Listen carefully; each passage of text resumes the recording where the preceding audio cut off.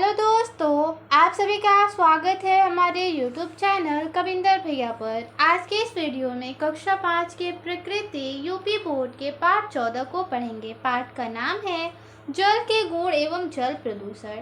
इस पाठ के प्रश्न उत्तर को इस वीडियो में पढ़ेंगे।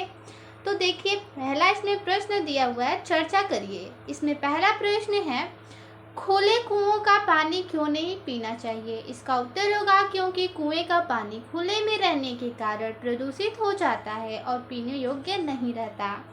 प्रश्न नंबर 2 है, घड़े से पानी निकालते समय किन किन बातों का ध्यान रखना चाहिए या किन बातों का ध्यान रखना चाहिए। इसका उत्तर होगा, हमें इस बात का ध्यान रखना चाहिए कि हाथ पानी के अंदर न जाए, हमें हैंडल लगे पाक से पानी निकालना चाहिए। प्रश्न नंबर 3 है, घर और स्कूल में पीने के पानी का संग्रह किस तरह करना चाहिए। उत्तर होगा, घर और स्कूल में पीने के पानी का संग्रह साफ टंकी में करना चाहिए और उसे ढक कर रखना चाहिए। आगे है प्रश्न अभ्यास। पहला प्रश्न है, इसमें सही वाक्य पर सही का चिन्ह तथा गलत वाक्य पर गलत का चिन्ह लगाएं। इसमें क नंबर वाक्य है, मोम पानी में घुल जाता है। ये वाक्य गलत है।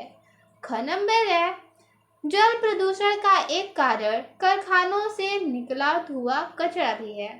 तो ये भी कथन सही है, ठीक है।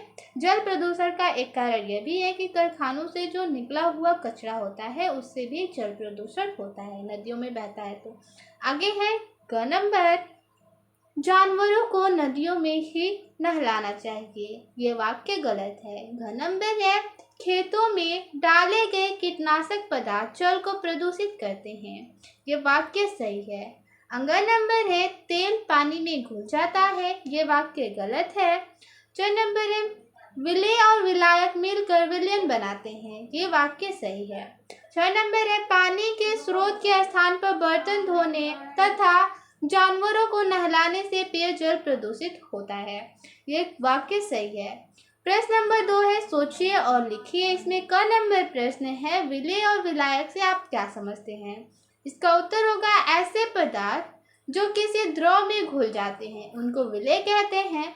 विलेय पदार्थ जिस द्रव में घुलते हैं उस द्रव को विलायक कहते हैं। आगे है ख नंबर, विलयन क्या है। इसका उत्तर होगा, द्रव में किसी विलेय पदार्थ को घोलने पर विलयन बनता है।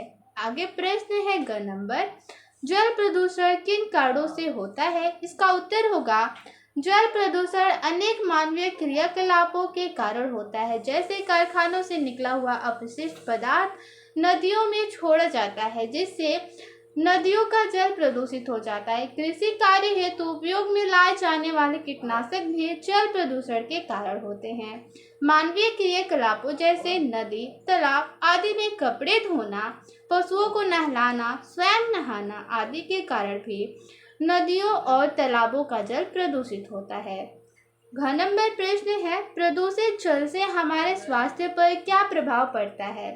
इसका उत्तर होगा, प्रदूषित जल को पीने से हमारे स्वास्थ्य पर बुरा प्रभाव पड़ता है। इस जल के प्रयोग से हमें अनेक प्रकार की बीमारियां हो सकती है, जैसे पेचिश, टाइफाइड, पीलिया, हैजा आदि। अंग नंबर प्रश्न है, किन्हीं दो चीजों के नाम लिखिए जो पानी में घुल जाती हैं। इसका उत्तर होगा, चीनी और नमक।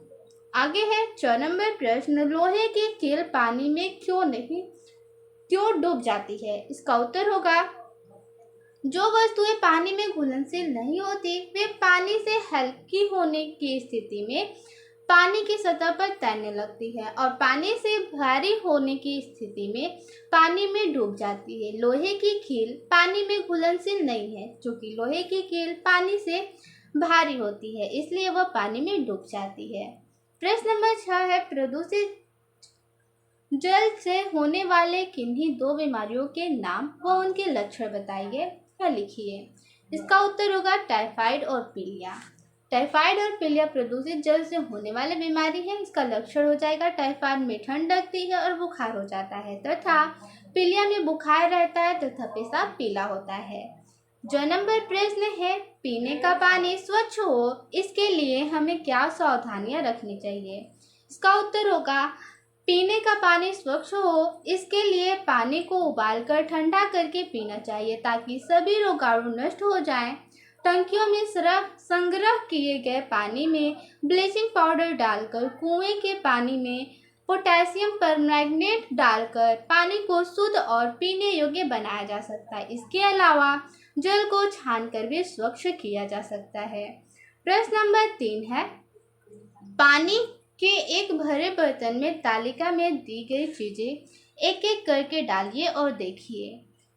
यहाँ पे पानी में 3 कॉलम है। पहला में है पानी में डाली हुई चीज, दूसरा में तैरती है या डूबती है। ठीक है, तो पत्ती, अगर पानी में पत्ती डालें तो तैरती है या डूबती है, डालेंगे तो देखेंगे तैर रहा है, तो ठीक है, इसमें हो जाएगा तैरती है। खाली कटोरी भी तैरती है, माचिस की तिल्ली भी तैरती है। इस तरह से सभी प्रश्न हमने देखे। मिलते हैं अगले वीडियो में। धन्यवाद।